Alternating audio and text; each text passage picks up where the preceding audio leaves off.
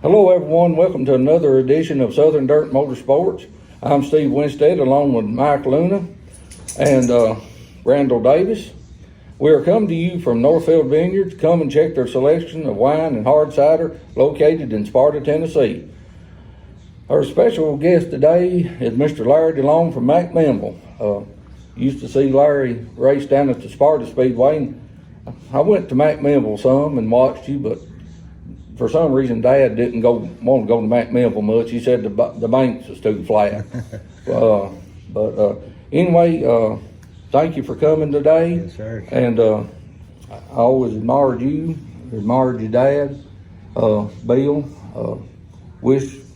I wish we could have interviewed him, but Yeah, he would have liked that for sure. oh yeah, well, He was a people person. yeah. I never did get to talk to him much, but Yeah. he seemed like a nice guy. Well, thank you. Larry's dad was a great guy. He would do anything for anybody. He had a good heart. He was a good racer. He was great with kids too at the racetrack. He was. He always took time for a kid if he wanted to talk. Feel of a race car, pat it, shake his hand. He always took time to do that. I admired him for that. Always, yeah. And I've tried to do the same over the years. And you've done a good job of it, Larry. Now, that's part of it for sure.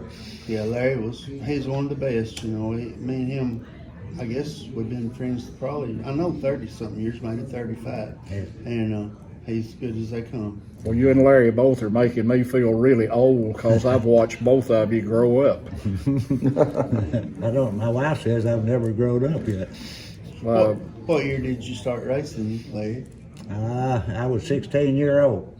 So I'm 68 now, so I'm not good with dates that much, but my first old car number I had was an X2. Dad was X1, the last car he drove, so he gave me an old car. He actually gave me two old cars he traded for. You know, he said if I could fix one of those to race it, he would let me race. So next week I had that car ready to race. Where was your first race, Larry? McMinnville, yes sir. And one of the first races in with that old car. Now that will ruin a guy quick. I've been ruined ever since. Was it the new one or the one by the lake, Larry? No, it's a new one. I never did get to actually be on the VFW track. I got to watch this fella right here and all the greats down there, my heroes. I got to watch them. I was knee high to a grasshopper, but I got to come a lot of times to watch it. And I knew right then that was something I was going to do somehow, somewhere. Well, what was one of the most fun times that you think you ever had at a racetrack, Larry? Actually, winning that first race, it couldn't get any better than that for me. I mean, I've been That just ruined you right there, didn't it? Yes, sir. That showed me I could. My dad had the best saying for that. Of course, he was full of sayings, all kinds. But he always told me I would wear around there, well, I want to win tonight. I got to win. And he looked at me in the eye and he said, son, you're a winner. Said, you always pull through that gate. You are a winner till they prove you different. I mean, I've been proved different a lot, but, you know, I'm still that winner till they prove it to me. Hey, he was right. What did you do, Larry, when you wasn't driving race cars? What did you work at? Well, I worked at several things. I started out factory works, that kind of work with Dad at paramedic a lot. And of course, I seen right away I wasn't going to like factory work. So, I branched out, had a body shop, run mechanic shop, had a service station that I ran for years.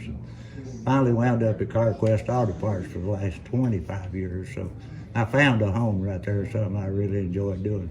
You've been in the car business forever. Yeah, since I was big enough to hold the wrench, I reckon, best I can remember. I got fussed on a lot, but Dad wasn't hard on me because he knew I really did want to learn something with that wrench I was tired up his stuff with, And actually, you're still racing, right? So, yes, sir. I can't imagine quitting. I actually, several years ago, decided I wanted to, just kind of lay back and not worry about race cars for that year. And then my son got interested in it, which is Darren.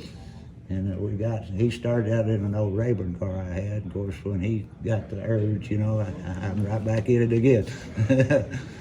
Well, where are all the places you have raced at over the years? Oh, we've been several places. I've been as far as Fort Payne, raced at Talladega short track some with ice bowls and stuff. Used to go over there some. And Winchester and Crossville, Baxter, wherever we could get there. What did you think about Talladega's dirt track? It was a good track. I had a blast over there. You talking about? I thought I was really big time racing when I got to go somewhere like that. And I got to sit out there with the best of them too. I enjoyed that track a lot myself. Yes, sir.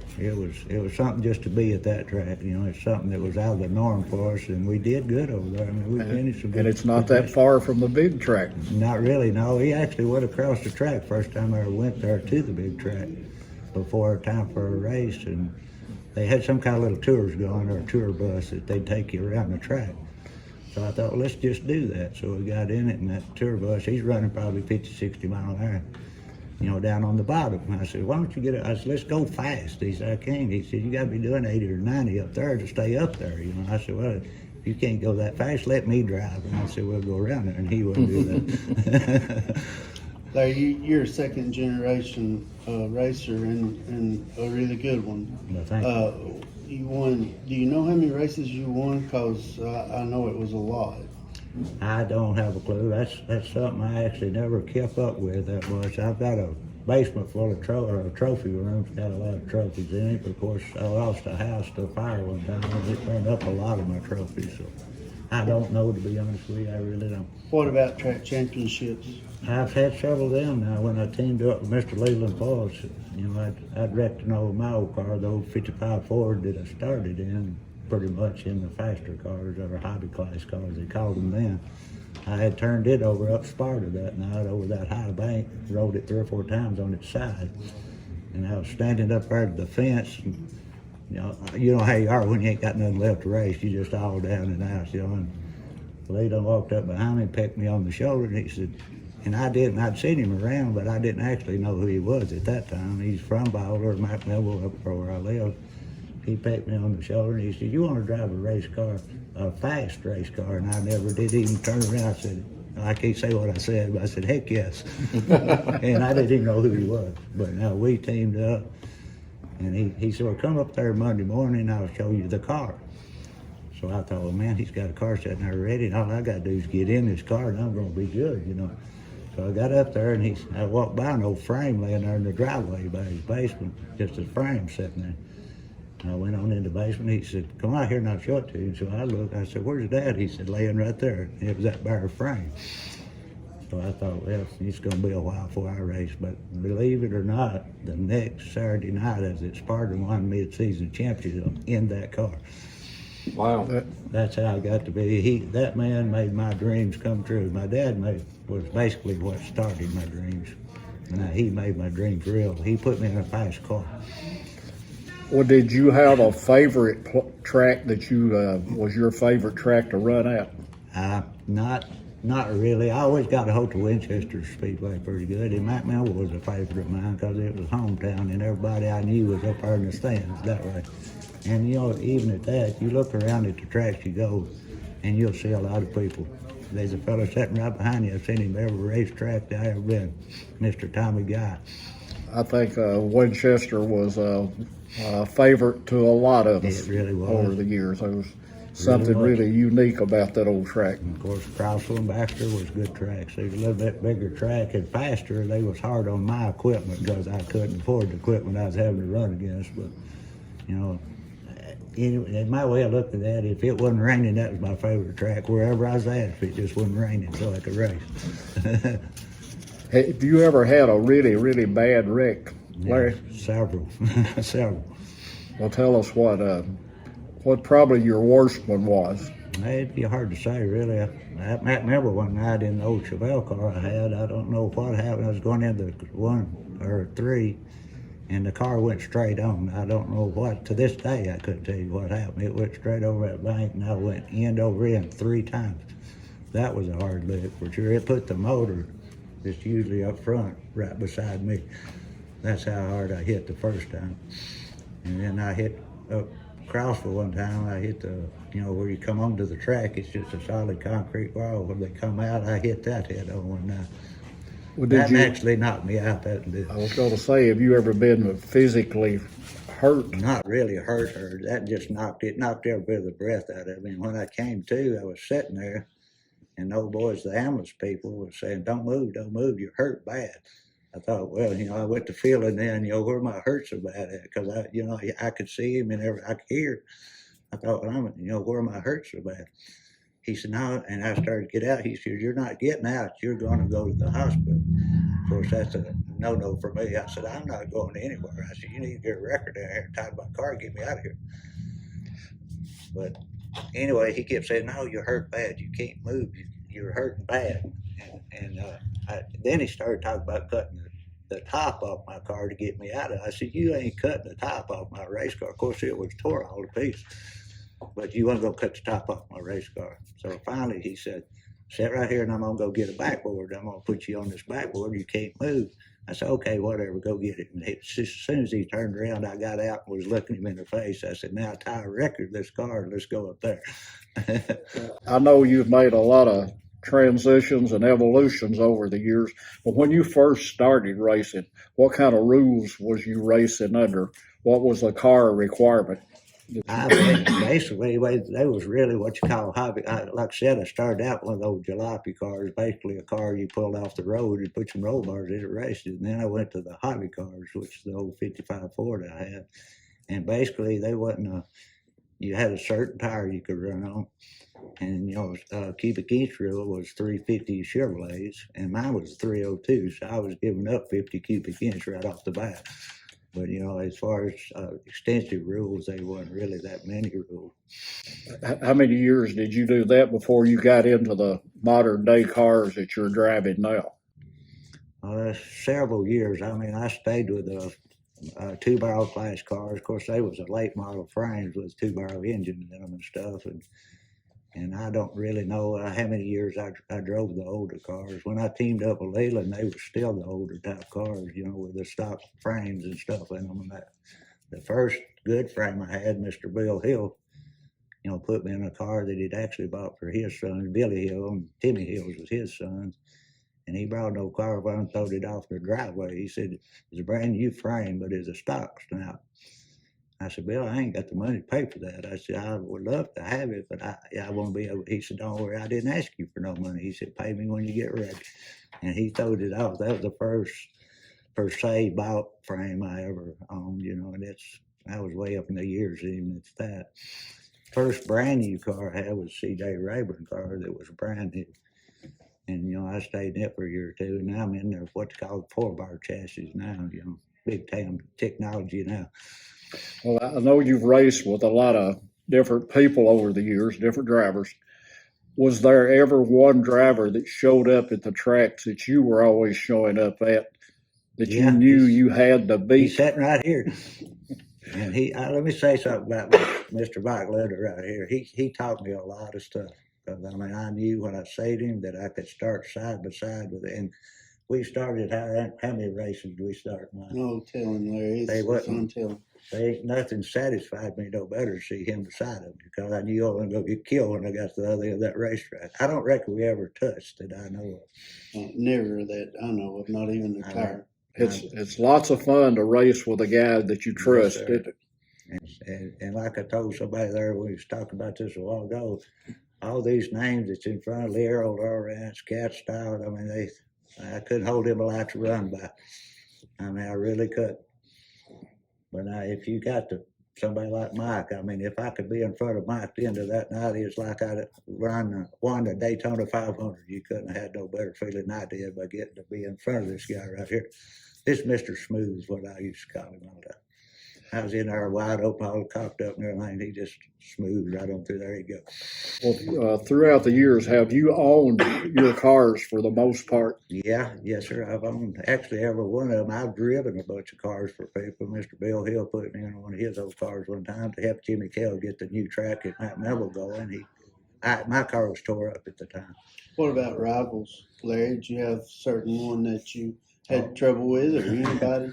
Well, yeah, I learned real quick. If you was fast enough to be up in front, you're going to have the rival people, with you. And it's like we've discussed before. My motto was to drive you as good as you would drive me. I want to be treated by you like if you treat me good, I treat you good. But I always want to give you the benefit of the doubt first.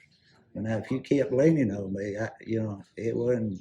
I would show you that it could work both ways. There's some guys you just can't race with, aren't they? Exactly. I mean, no matter how good you are to them, and something else as a racer, I mean, you want to win, but I never was at the point where I would junk anybody out just to win a race. And that several times, I got one old boy down at Winchester one time come to me, and I got into a guy in a heat race. And it really, I didn't mean to. It may have looked, I don't know what it looked like, but I actually spun him out. And I didn't mean to. And I pulled up to the flagging stand and made them put that boy back up front. They was going to put him in the rear.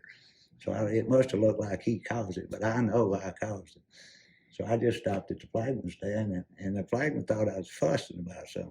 I said, no, put this guy up where I'm at, and I'm going to the rear. I said, I don't feel right by that. And they actually give me an award for that. I mean, I wasn't looking for nothing like that, but I just didn't feel right by doing it. So I let that guy start where I was supposed to start. And that's the kind of racing I like to do. I like to know I earned that I would have won that race. I didn't like to say that guy Larry knocked him out or he would have never won that race. That ain't me. Well, as you know, Larry, doing the right thing more times than not works out for you. It has, yes, And sir. you deserve that. Well, I thank you for that. I mean, that's just the way I always tried to race. Now, and I can't say I ain't never lost my temper because I have a time or two. I don't think nobody can say they have. But usually when I lose my temper, I say more than I should. So I just didn't let it ever get to that. Larry, he was really smooth too, and I feel like him, like he does me. I always love to line up beside of you, Larry, and I watched you win races before I ever started, and I always liked you. But it's untelling how many times me and you have went off like into turn one, started the race wide open by each other through the corner, and ain't no telling how many times we've done that. Yes, I relived them many a time. Like I said, they wasn't none pleased me no better to get to see you by the side. Like I knew I could go in wide open. He would give me enough room to race, and I'd give him the same. You just put him in there wide open. Whoever had the heaviest foot, he'd come out the other side, I reckon. That's racer respect, guys. That's what I call it. Really. And that's something you earn. Yep. Nobody gives it to you. You earn that. Yeah, and like Larry has. I mean, he's one of the best. He really is. Well, I appreciate you saying that. I really do. More than you could ever know. And let me say this. I don't know what I'm supposed to say here, but if I thanked everybody that has helped me in my racing, my life, as far as that goes, there wouldn't be enough time in a week to tell you how many people's helped me get there. And I ain't never had no big name sponsors or any of that kind. I just had a bunch of good old boys and people. My family supported me, and it's worth more than the money was. It really was. Well, having your family with you, this is a family sport It that is. we do. It is. The level that we do it at, if you're doing it for the money, you're going to starve Yeah, to you're death. in bad shape. I You learned can that win right and off the still bat. lose. Larry, before you started driving, did you ever see your dad in a bad wreck? Yeah, he was kind of like Gary Lawrence said about his dad. He would go over the bank. Sometimes I think he done it just just to create excitement for the crowd. Now that's what my dad was all about. That would be like He it. was a crowd pleaser. Now, he didn't care if he was in his first, 10th, 20. It didn't matter to him. It really didn't. And in fact, a lot of nights I've seen him draw in second or third and go to the rear just so he wouldn't get nobody, just to have a good time. Last old car before the last one he drove, it had a windshield, and he had his windshield wipers where they squirt fluid and do all that. Kids loved it. I'm not kidding. I think it had a horn, didn't it, Larry? It had a horn. It was one of them old, like a bull horn, sounded like a bull bellow. He drove that for him. Then he'd always have the grand old wiper on the radio in that car out there racing. He'd pull up so the stands could hear this radio. That's the kind of guy he was right there. Now he really was. And a lot of nights when I first started, I mean, Dad's done with that stuff he needed on his car to help me get my car going. And that's the kind of guy he was. As far back as I remember, when I was big enough to sit on a racing tire, or back then it wasn't even a racing tire, it's whatever was on the road tire. But if I could get set on that, I was out there with a race car. And a lot of times when he'd go to work, in fact, he worked factory work, of course, all his life. and he'd go to work. You know, if I was out of school that day, I'd get in the race cars. I learned how to start it and listen to it and play with it. You know, I wore his car out before he got home. So that's kind of the environment I was on. But I knew just as quick as I heard those race cars run without the exhaust stuff on it, I had to be in that kind of sport. Now, your son, how long has he been racing? He drove a couple of years. He didn't drive a full season either year, but he's probably had maybe 10 or 12 races on it. Is he driving the modified level? Same Yeah, it's that you are? sir, it's a GRT car. We kind of traded around for him, got it.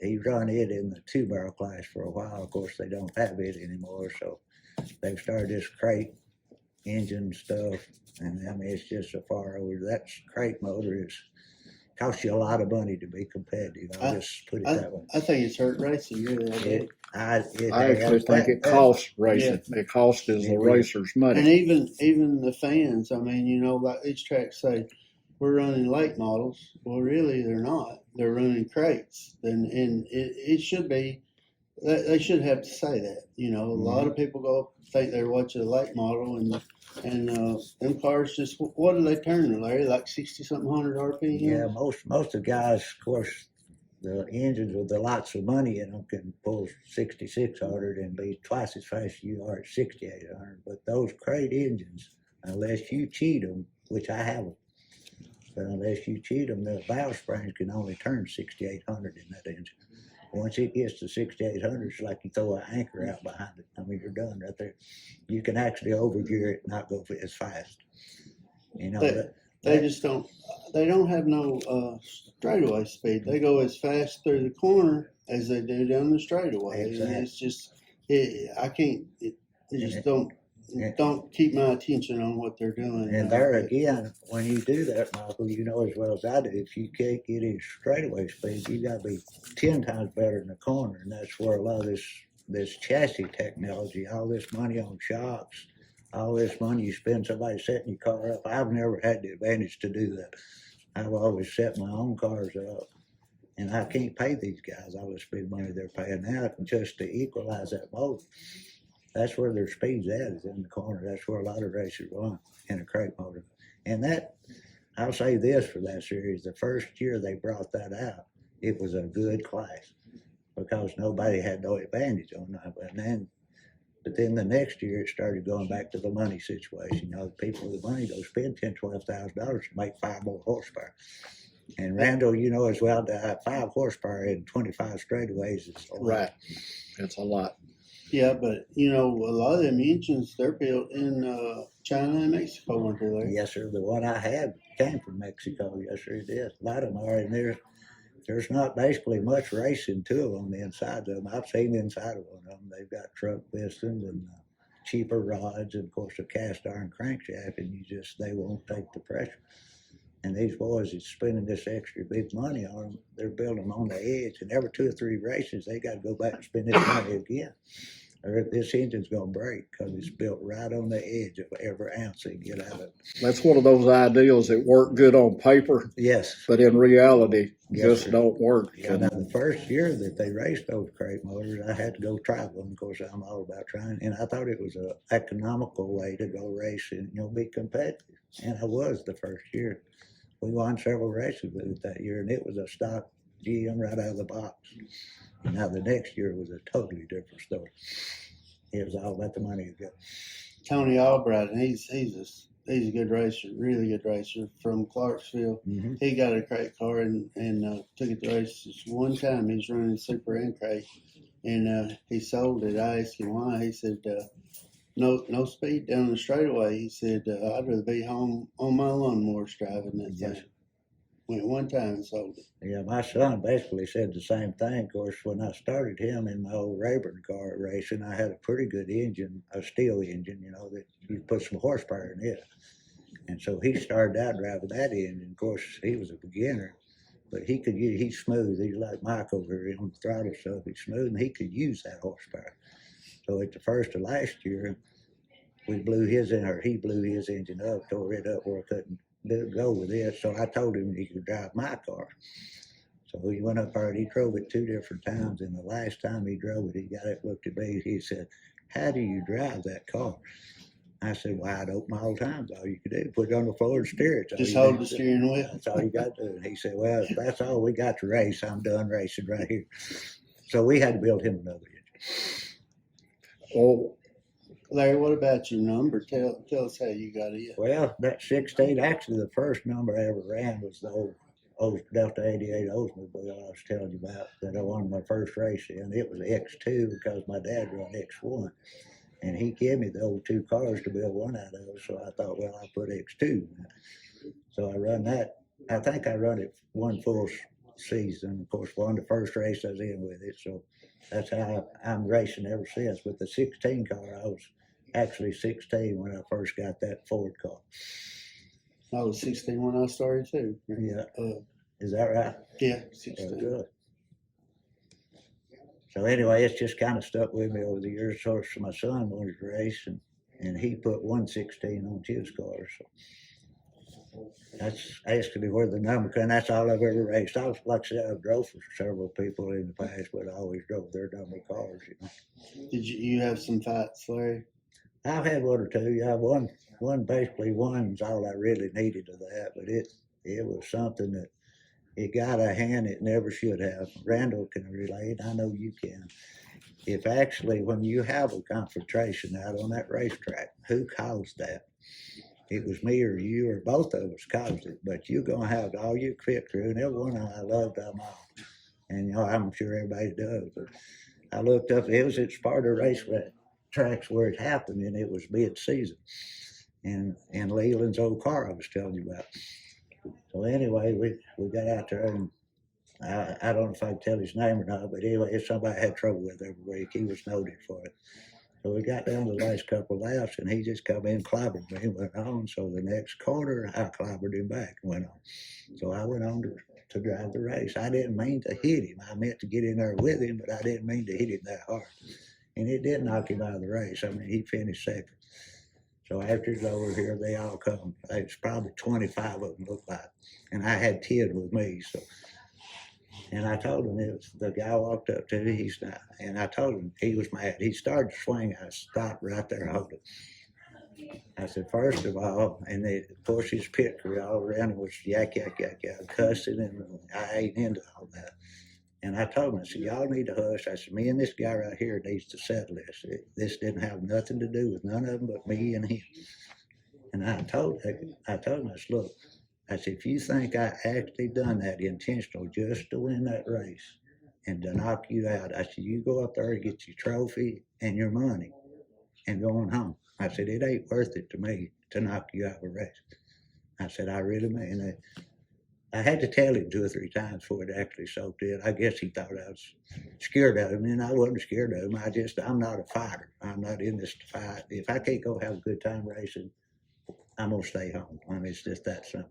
Because I'm afraid somebody get killed. And, you never know. No. But anyway, I told him 2 or 3 times, and, he looked me right square in the eye. He said, I believe you, Larry. I said, I'm telling you just like it is. I said, if you don't believe it, go get that money and your trophy. I said, go on home. I said, we'll act like it. I said, hey, it ain't worth it to me to knock you out of the race. And about that time, somebody said some cuss words and the fight was on. I've never seen so many people fighting in my life. And I got knocked down at least 3 times trying to get somebody off my crew members to keep them killing my crew members. I'd pull them off and they'd start on me. And the 3rd time they knocked me down, I didn't get up no more. I was there. well, if you've never been in a race car, never driven one, it's hard to explain just how hard you're trying. Oh, yeah. All the odds are against you. But that's why the emotions run away sometimes. Yes. Mm-hmm. You just try so blame hard for that split second. That's why I hate to see a guy interviewed right after a wreck, after something happens, because that's really not the real guy that's getting interviewed. They don't do him justice. Your emotions are just out there. I agree. And if they're not, you're not trying hard enough. That's exactly right. What's your biggest win, Larry, that sticks out to you? Well, like I say, every one of them was big for me. If I won against the people I was racing again, it was like winning the Daytona 500 to me. I mean, I'd done something. And it mainly because it was stuff I put together. I went to the junkyard guy. And I've probably been in your scrap iron pile a time or two hunting something I could use. We've been in each other's Yes, sir. scrap yard. But back then you didn't have to worry about parts that much. If I tore up at the racetrack, I talked to everyone there. If they had any spare parts, I had them before the night was over with. And they was willing to give them to you. They'd give them to you in a heartbeat. And I would you if I had something, and I've actually took parts off my car to somebody in a different class for them to run the night. When I got done my feature, I pulled it out, let them use. That's kind of how me and you became good friends. Yes, yeah, Mike, I'll never forget it as long as I got a breath in me. I was down at Sparta one night, and I was winning races then. I thought, man, I could do this. I tore the transmission out of all things out of my car in a heat race. So we worked around, got it out. I mean, right under the car we went, got it out on the ground. I seen right quick what it was, and I thought, we ain't got no transmission. So Mike just happened to come through. I heard he might have come down there just to see about me. I mean, he's that good a friend. He said, what's wrong with it? I said, transmission's out. I said, we're done for the night. And Mike had that grin on his face. I was, what's he laughing about? Is he happy I ain't going to get the race? He said, no, Larry. He said, we'll run down here and get your transmission. And he went to his garage down there behind the store. Him and another boy pulled a transmission out of one of the cars, brought it to me, and I wanted to feature in it. Wow. I'll never forget that, ever. That had to be a high point in your racing career yes, that night. That was a good win for sure. I mean, and my crew was like that. My brother actually raced one of the old Chevelle cars, man. Leland Fultz started out in. He raced it for years, and he got in some pretty bad accidents, a tree accident, and he can't race anymore. So, but now he was a big help back then. He wasn't racing all them times, but he was a big help. And like I say, all the neighborhood kids, there's 10 or 12 of them normally. They come down to the station every run. If I needed a camshaft in Atlanta, Georgia, they wasn't nothing for one of them to get the car, go to Atlanta, Georgia, get a camshaft. We'd be putting it in the night before race time. So, that's how I got to be. And of course, now, we ain't got that big a following anymore because life's got so busy now, guys, that people just ain't got the time anymore to do it. Larry, that first car that you said of Leland's when y'all first got together, Right. said it was a good car. What kind was it? What was the chassis? It was just a put together Chevelle frame. It had a 55 Chevrolet rear back end part, and the front was a Chevelle. So it was a leaf spring car. Yes, sir. Yeah. Sure was. And Leyland, what I know now with the cars we've got now, the car I've got now, you got to have all this setup tech. I mean, if you ain't got it, I don't care if it's a brand new car, you won't get around the corner of that racetrack unless you get somebody to help you know what to do. You almost need to take an engineer to the racetrack. Exactly. If you don't, you're behind square one if you don't, because every one of those guys, if I finish in the top 5, and this is the way I feel about it, I don't necessarily have to. I've got a little money, but I ain't got that kind of money to spend on it right now. I'm not going to. So I take what I've got. If I finish in the top 5, I'm a winner that night myself, if I'm in that top 5 car. It's a matter of if you go home knowing you got everything out of a car that it had in it. That's all you can do. That's all you can do, and I always felt good if I did that. Yeah, I'm the same way, yes, sir. I've told my son when he first started driving, he's worried about how good he's going to do. I said, son, and I tell him every time he gets in his race car, I said, I don't care if you're 10 laps down, what place you're in, it don't matter to me. As long as you're having fun, if you'll come out of that car with a grin on your face, I said, we'll do this till you want to quit. And don't get hurt. Yeah, I tell him that every time. Of course, as well as I do as a racer, that really ain't on your mind of getting hurt. But now that time I was telling you about hit that wall up there, that time it knocked me out. I didn't know if I was, that did kind of got my concern. That was the opening at Crossfield? Yeah, where you come out on the racetrack. I hit that head on where you come out on that, right into the wall right there. It went 30 foot straight up in the air, turned around twice, and then come down. It knocked you out? I think what it does knocked everybody's breath out of it. But anyway, it took 3 or 4 minutes to get me away. They fixed to cut the top off the car, and when I come awake, that was out. We weren't going to cut up the car, and it was tore up bad. When they was going to cut the top off your car, you got ready to breathe again, didn't you? Yes. That's good resuscitation. Yes, that's exactly right. But, needless to say, where they cut the top off of it wouldn't have been, I mean, you would have never noted as bad as that car was tore up. I had to put everything from where my feet was to the very front bumper brand new. That's how hard it hit. Which car was that? That was the Rayburn car. I had to take it actually back to CJ's up there and have a front clip put on it. I mean, it jumped in. It knocked carburetors off. It did everything. Rat pinions, everything from my feet to the front. So I thought I was done right there, but with all the good help I had and the work I put into it, here we come again. So that was a swing arm car, wasn't it? Yes, sir. Yeah. Them swing arm cars were good cars. I mean, it was something that I don't know, to say the simple-minded like me could work on. I mean, I could tell what to do to it to make it do what I wanted. Now, these 4-bar cars we're in now, it's way above my head. And like I say, if I finish in the top 5, I feel like I'm flying. I really do.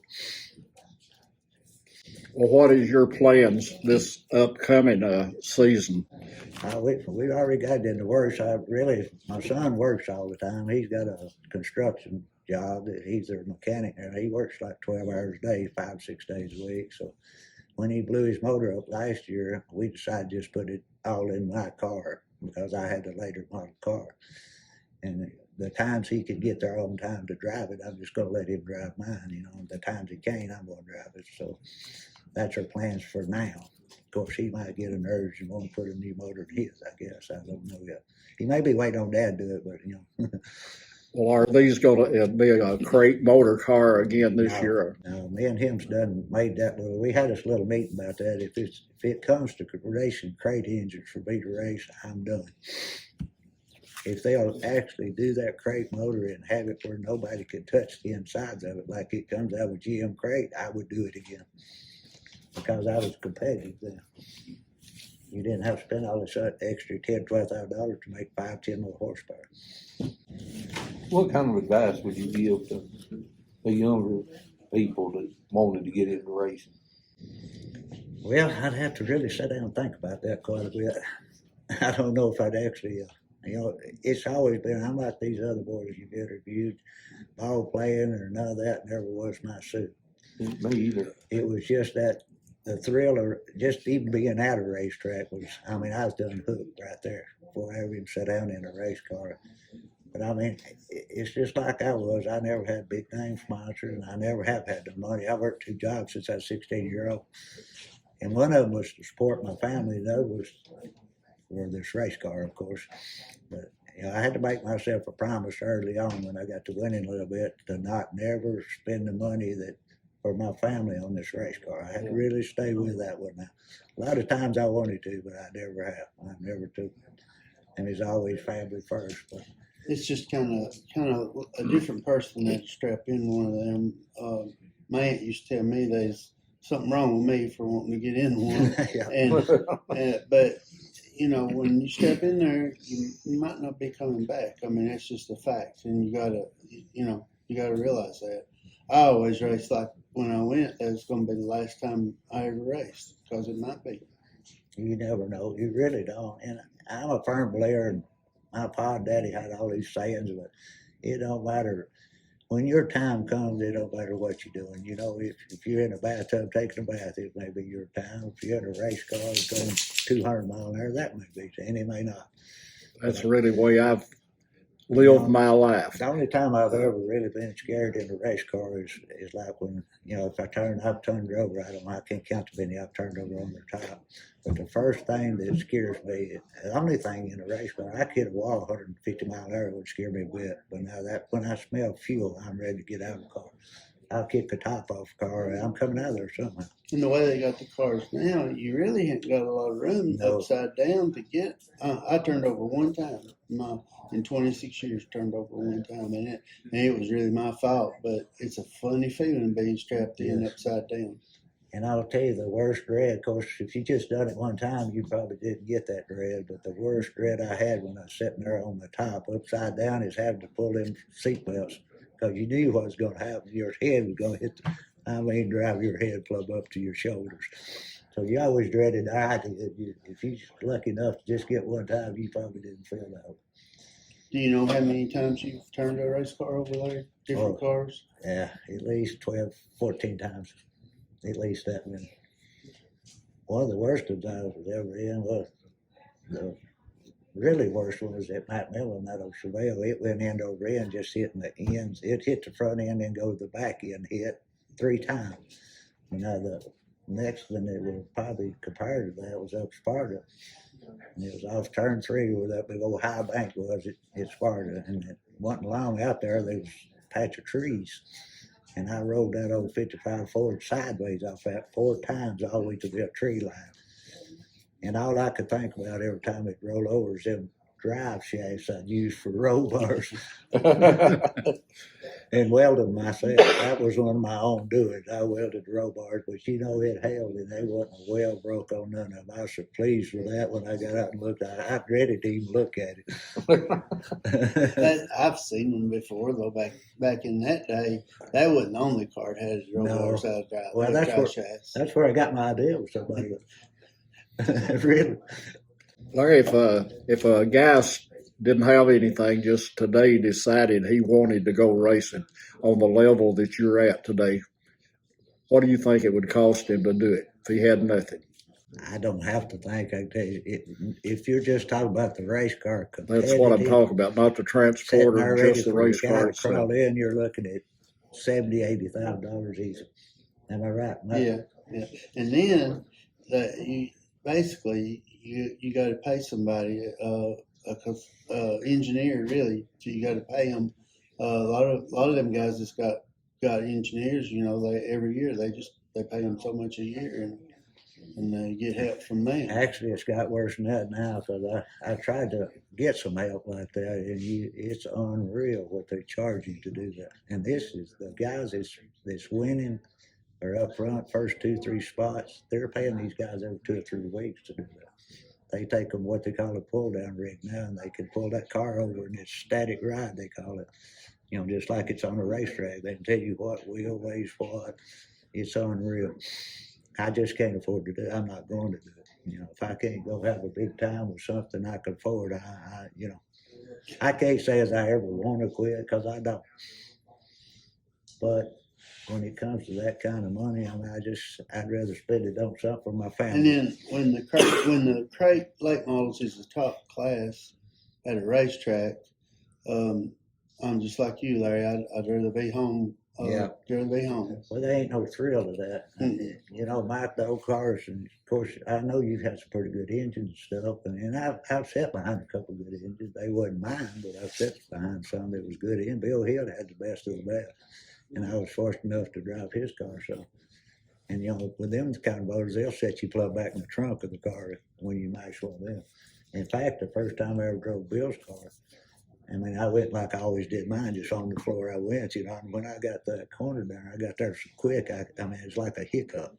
And then I didn't know what to do with this car when I got there. You'd go up there, and go down here. I done everything but spun it out or hit something. I didn't hit it. So I think there need to be some danger there, like say Baxter was fast, Yes. it was really fast. Yep. And there's danger. But when you have the crate cars, the top class, that takes that element away. And I think it kind of cheats the fans if they go there thinking they're watching a late model race. Exactly. I think so too. I really do. A certain amount of people come to a race to see wrecks and things of that sort. Anyway, I don't think they truly want to see anybody really get hurt. No, I don't think that's in their But mind. it's the excitement of the wreck, and I guess seeing the guy crawl out of it, stand up, and throw something. Yep. But really, racing was better in our time. I'm thankful for that. That your time, Randall. I got to watch you guys, and then me and Larry. It was just perfect timing. Racing was tough, but you had like me and Larry. You had them certain ones you could help, and race with. Certain ones you couldn't. But racing's just not like it used to be during our time. Well, we used to be allowed to think. We used to be allowed to learn. We used to be allowed to try different things. Some of it worked, some of it didn't. But a lot of the innovations that's there now, we had to try it. It worked for somebody. For some, it didn't work for. but we were allowed to try. Even cup racing now, they're so restricted Yes, that they're cookie cutter cars just about. exactly. And that's basically what your late models has evolved into in dirt racing now. They've got so tech that you just can't. A four-wheeler like myself can't keep up anymore. It just ain't the same though. Would you go to watch if you wasn't attached to anybody at the racetrack? Would you go watch it when a crate was the top class? You know, you was gonna No, see. I wouldn't. Would you, Randall? No, I wouldn't. Would you, Steve? No. In fact, I'd rather see the street class cars Yeah. run Yeah. myself. Yeah. I really would. Them boys is pretty much, they're not professionals or anything. They just put on a show for you. Actually, I think this day and time, a good class of pickup truck like C10s and things of that size, something that's a truly rear wheel drive. Yes, sir. To use basically stock engines, not completely, but Yeah. basically, I think something on a format like that, something that the average Joe could afford to do and Exactly. go have a big time with. I think you'd be run over with vehicles if someone actually started that, stayed committed to it long enough for people to get I agree. vehicles to do They it. bring your crowd back too. Right. So is this the first car you was talking about, 31X? No, that's my dad's car there now. That's one of the later ones there that Okay. he had. He was a 31X, and then my brother, when he took those Chevelle over that me and Leland had, he run his number 31. Hmm. But that's one of the, I guess, probably close to one of the last cars Dad had. But later he changed his number to X1, right? Yes, yeah. The last car he drove was the X1 car. How about this?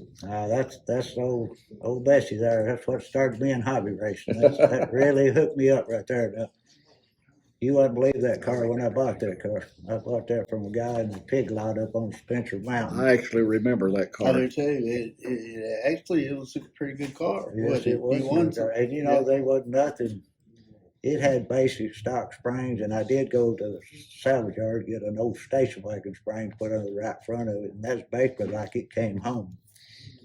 How about this one? That was my first actually store-bought frame it was a C.J. Rayburn swing arm car. That was one that my dad always talked about. He was going to get me a good car to race, and I just wished he could be allowed to see it.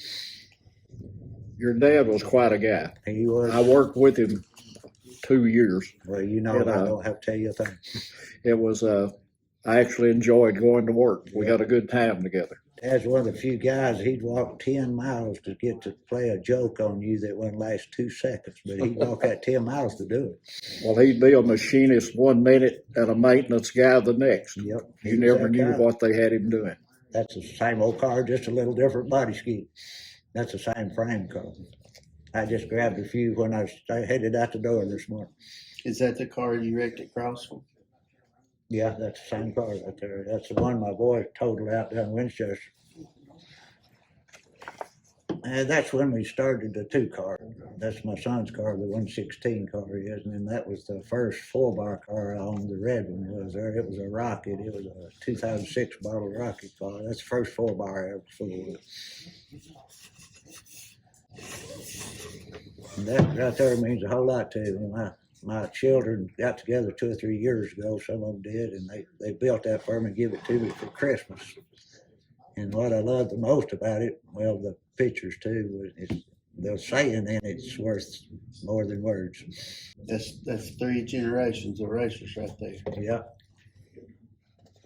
And it's yet to be seen we're going to have a 4th generation, but I'm pretty sure it's coming. Pretty sure they're already in go-karts now. We're hoping. Yeah, I do too.